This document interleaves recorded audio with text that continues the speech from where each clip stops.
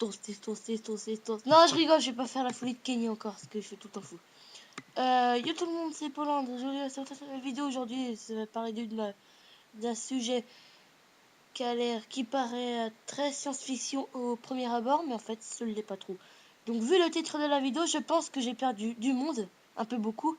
Mais ne vous inquiétez pas, l'antimatière, ça ne va pas être dur. Enfin, ça va être mou, quoi. Ouais, vous avez compris. Ah, prenez un miroir et mettez-y un proton devant ce miroir. Le reflet aura les mêmes propriétés et la même masse. Et plein d'autres trucs en commun.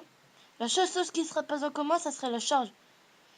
D'ailleurs, ce reflet, ça sera un antiproton, c'est-à-dire un composant de l'antimatière.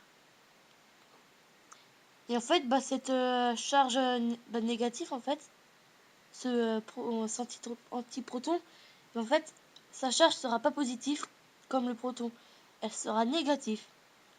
Et son électron, ça serait pas l'électron dans ce cas-là pour l'antimatière, ça serait un positron ou un anti-électron, c'est-à-dire qu'il aura une charge positive.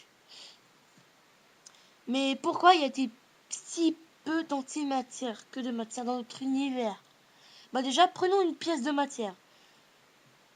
Et une pièce de 10 centimes. Tous les deux seront 10 centimes. Et donc celle-là, deux. Donc une de matière et une autre d'antimatière. Voilà, vous avez compris. Et comme on sait que quand on additionne deux chiffres opposés, c'est-à-dire comme 247 plus moins 247, ça fera 0. Avec l'antimatière, ça sera presque pareil. Mais c'est juste qu'à la place que ça soit un 0 et que ça soit des chiffres, ça serait de l'énergie pour le 0, à la place du 0. Et donc les scientifiques supposent qu'il y a eu un surplus de matière.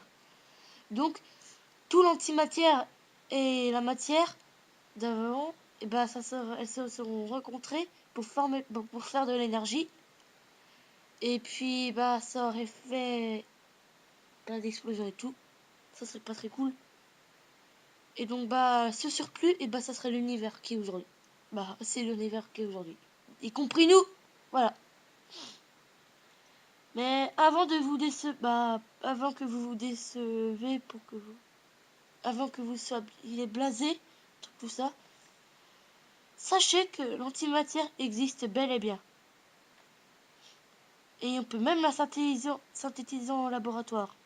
Ou plutôt SCH. Autrement appelé le grand collisionneur de hadrons. D'ailleurs, cocorico les gars, il se trouve à la frontière franco-suisse. Entre la France et la Suisse, quoi. Mais les scientifiques supposent qu'il y a des zones de matière dont se trouverait dedans, dont notre univers observable se trouvait dedans. Et l'antimatière se fera extrêmement rare. Et des zones d'antimatière où la matière se fera très très rare. Et en plus, notre univers observable est trop petit, donc on se trouverait, selon les scientifiques, en plein dans une zone de matière. Mais les gars, en fait, les anti-photons, ils n'existent pas. C'est que des photons parce que vraiment ils sont au-dessus des lois, ils n'ont pas de masse, rien. Donc en fait, on verrait pas la différence entre une étoile et une anti-étoile. Mais de toute façon, on verrait déjà si ça serait si on plaçait une étoile à côté de plein d'anti-étoiles ou une anti-étoile à côté de plein d'étoiles, ça ferait des gigantesques murs de lumière autour de ces étoiles. Et ça marchera avec les galaxies aussi, parce que si on prend une galaxie faite d'antimatière, on les mettait dans notre amas de galaxies à nous, il y aurait plein de murs de lumière. Parce qu'il y a toujours de la matière qui traîne partout. Parce que de toute façon, dans l'univers, l'univers n'est pas vide totalement. Bon, j'espère que cette vidéo sera plus efficace. N'hésitez pas à mettre un petit pouce bleu si la voix est pas très... C'est parce que je suis malade. Je vais vous laisser sur ce. Portez-vous bien et sachez que la curiosité reste et restera la plus grande des qualités.